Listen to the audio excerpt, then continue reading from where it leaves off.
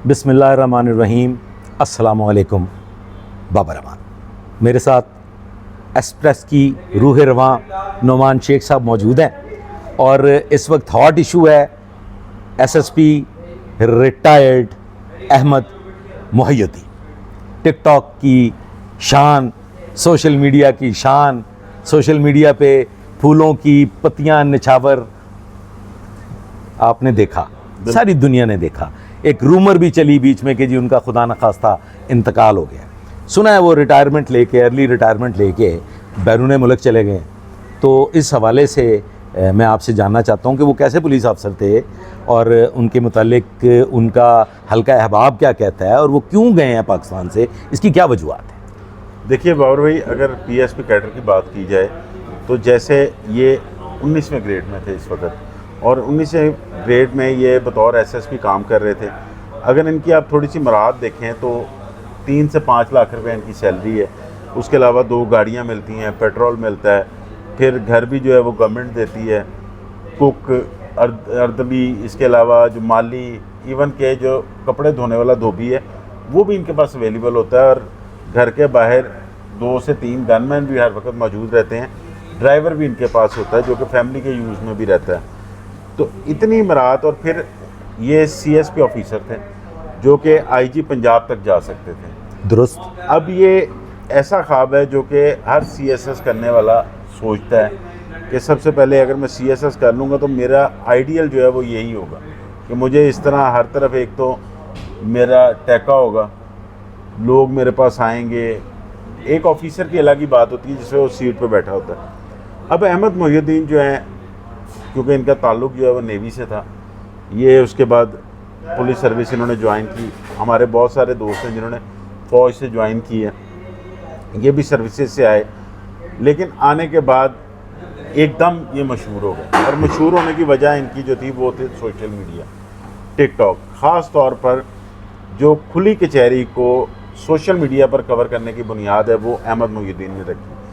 अब उस खुली कचहरी में बहुत सारे आपके सामने से गुजरी होंगी, ये लोगों को बुलाते हैं, उनकी बात सुनते हैं और मुतलका पुलिस ऑफिसर, वो चाहे इन्वेस्टिगेशन का है, चाहे एसएचओ है या आईओ है, वो वहाँ पर खुली कचहरी में मौजूद होता है।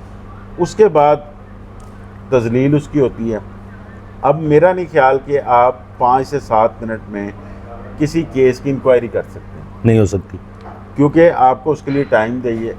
अब यहाँ पे इसमें मिसाल है डीआईजी ऑपरेशन फैसल कामरान, ये भी खुली कचहरी कर रहे हैं। जो कोई ऐसी दरख्वास्त होती है जिसमें कोई उनके पास आता है तो ये फौरी एसएचओ ऑनलाइन लिया होता है, लेकिन ये उसको कहते हैं ये आपके पास आ रही हैं इनकी या आ रहे हैं जो भी हैं, इनकी आप पूरी बात सुनें, इसको देखें, इस मामले को, अगर इसमें कोई पेचीदगी हो तो मेरे साथ डिस्कस करें। वो कहते हैं जाएं जी बीबी आप। हाँ, ये मैंने देखा है। उन्होंने ये भी किया है कि एसपी को कह दिया है कि इसकी इंक्वायरी करके मुझे रिपोर्ट भेजें और इसको 24 घंटे में बताएं ताकि इसको आगे फर्दर प्रोसीड किया जाए। लेकिन वो जैसे एक मैं हवाला देना चाहूँगा, यहाँ पे इंडिया की मूवी थी कि वो देवा की अदालत लगती, देवा की अदालत, तो वो अहमद मोहिउद्दीन साहब ने उस तरह की देवा की अदालत लगाई, मौके पे ही फैसला, मौके पे इंसाफ। और फिर उसमें जिस तरह आप मेरे से बेहतर समझते हैं पुलिस वेलफेयर को, पुलिस फंड्स को, डीपीओ के पास जो एक स्वाबदीदी फंड होता है वो बहुत चाय के लिए होता है, बस चाय के लिए, और वो भी उसका अपना होता जी, है, अपना फोर्स के कोई वेलफेयर के लिए होता है, और नीचे फोर्स के पास कोई वेलफेयर के फंड की नहीं, कुछ नहीं। और वो मौके पे ऑर्डर करते थे कि ये बूढ़ी खातून आई हैं, इनका 2 लाख रुपया चोरी हुआ था, शाम तक तुम इनको 2 लाख रुपया दे के, इनका रक्षा चोरी हुआ था, इन्हें कल तक रक्षा मिल जाना चाहिए, इसकी बाइक चोरी हुई है, इंचार्ज साहब आप शाम तक बाइक दे के आएंगे। उसके बाद अगर किसी 302 के मुकदमे में कोई तफ्तीश जो है वो उन्हें लगा है कि ये ठीक नहीं हुई, या जो मुद्दई हैं उन्होंने इल्ज़ाम लगाया कि हमारी तफ्तीश ठीक नहीं हुई, ये मौके पे उसको मुअत्तल कर देते और वहाँ पर फिर तालियां गूंजती थी, लोग कहते थे जी क्या बात है, डीपीओ हो तो ऐसा हो, फौरी इंसाफ देता है।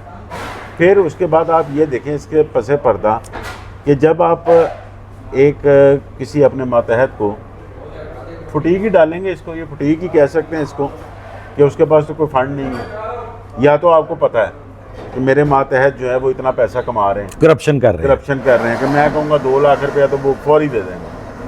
अगर कोई बंदा ऐसा है जो कि ईमानदारी से अपनी नौकरी कर रहा है और वो उस केस को ट्रेस करने की कोशिश में लगा हुआ है, क्योंकि गांव में इधर उधर जहाँ उनकी पोस्टिंग्स नहीं वहाँ पे सेफ सिटी की है, अब जाके कई कैमरे हाँ वो बहुत वहाँ पर एक लंबा तफ्तीश का सिलसिला चलता है, खुरे नापे जाते हैं, खोजियों की मदद ली जाती है, ज़्यादा काम 80% ह्यूमन इंटेलिजेंस पे होता है, उसमें बंदे जो पकड़े जाते हैं फिर उनसे रिकवरी भी एक उतना ही मुश्किल काम होता है। तो ऐसे बंदे को जब आप कहेंगे कि 2 लाख रुपए दे दे तो वो कहाँ से देगा। फिर उसके बाद जगह जगह जहाँ जा रहे हैं वहाँ पर वो देखते थे।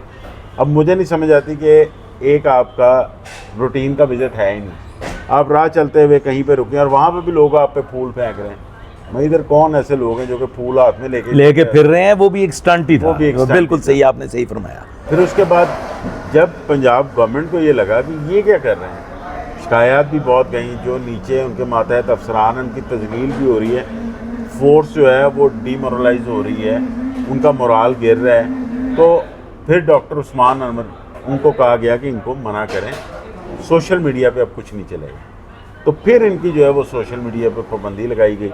उसके बाद ये मंडी बहाउद्दीन से हट गए। मंडी बहाउद्दीन का क्या वाक़या है सर, वहाँ से कैसे ये ट्रांसफ़र हो गए? मंडी बहाउद्दीन से सुना है कि कोई बहुत बड़ी शख्सियत थी जिनकी मदाखलत पे कुछ इन्होंने ऐसी उनके साथ कोई मुखालफत हुई जिस पे ये ट्रांसफ़र हो गए। जी बिल्कुल, एक सियासी शख्सियत थी जो मेरे नॉलेज में आया था।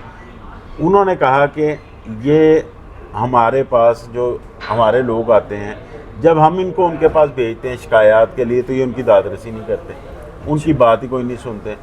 ऐसे डीपीओ का, हमने कल को भी यहाँ से इलेक्शन लड़ना है, हमने इन्हीं वोटरों के वोट लेने हैं, तो ऐसे डीपीओ का हमें क्या फ़ायदा है कि जो कि आवाम के जायज़ काम भी ना करे और उसके बरक्स खुद अपनी ज़ाती तशहीर के लिए ये सब कुछ ही कर रहे हैं। सब कुछ कर रहे हैं। तो इस वजह से वो फिर ऊपर तक बात गई, तो इनको फिर शेख साहब क्या ये दुरुस्त है कि वो जितने ज़बानी कलामी ऑर्डर होते थे वो शाम को रिवर्स हो जाते थे?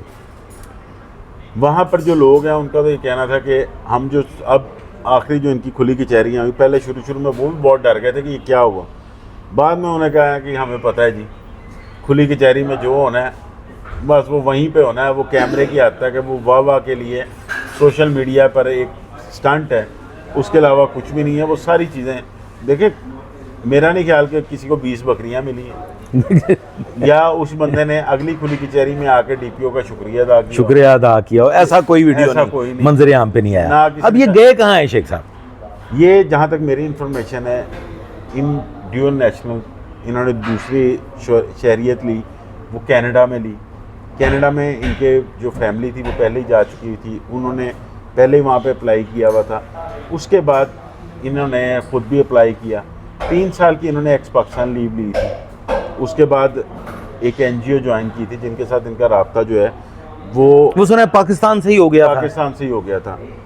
उस एनजीओ की ऑफ़र पर फिर इन्होंने अपना एक कैरियर जो पूरा ख्वाब होता है वो उस पर क्रॉस लगाया और ये बैरून मुल्क जो है वो शिफ्ट हो गया। और 3 साल की जो इनकी एक्स पाकिस्तान लीव थी उसको भी इन्होंने 1 साल बाद ही ख़त्म कर। इन्होंने कहा जी मुझे अब जो मतलब इतना कोई बड़ा ज़बरदस्त किस्म का ऑफ़र इनके पास आया जिसके लिए इन्होंने अपनी कैरियर जॉब छोड़ दी। सर आइंदा आने वाले वक्त में पुलिस ऑफिसर्स के हल्का में, इनके कलीग्स के हल्का में आप इनको किस नज़र से देखते हैं? देखिए बाबर साहब, जिस तरह ये मातहतों के साथ इनका रवैया रहा है, मेरा ख्याल है कोई मातहत इनका फ़ोन तो नहीं उठाएगा। अगर कोई उठाएगा तो वो फिर उसी जो उनके सवाल होगा उसी ज़ुबान में इनको जवाब भी देगा, जैसा ये करते रहे। जैसा ये करते हैं। फिर इनका ताल्लुक जो है वो 39 कॉमन में था।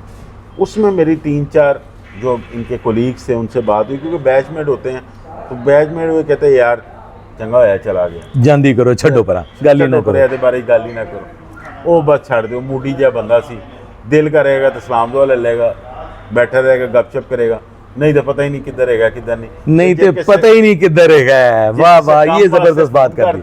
हाँ, ते उन्हें कहना बस मैं तुहानू करके दसना, तो उसके बाद फारग। मतलब ये ओवरऑल कोई हरदिल अजीज पसंदीदा शख्सियत नहीं रहे। ये हरदिल अजीज शख्सियत सिर्फ टिकटॉकर्स की रहे हैं, टिकटॉकर्स या जिनको ज़ाती तशहीर का शौक़ था, या जिस तरह के आपको पता है इस वक्त सोशल मीडिया पे हमारा जो यूज़र है वो तकरीबन 70 to 80% रूरल है, और वो लोग ये देखते हैं कि पुलिस को कौन बंदा जो है वो बुरा भला कह रहा है, पुलिस को कौन खींच तो उनके किने रखे हैं, तो उनके किसने रखा हुआ है।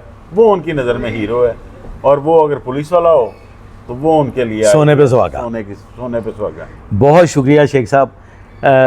ख़वातीन हज़रात, आपने नोमान शेख साहब की गुफ्तगू सुनी अहमद मोहिउद्दीन साहब के हवाले से। हमारी दुआ है कि अहमद मोहिउद्दीन साहब को अल्लाह ताला कामयाबियाँ अता फ़रमाए।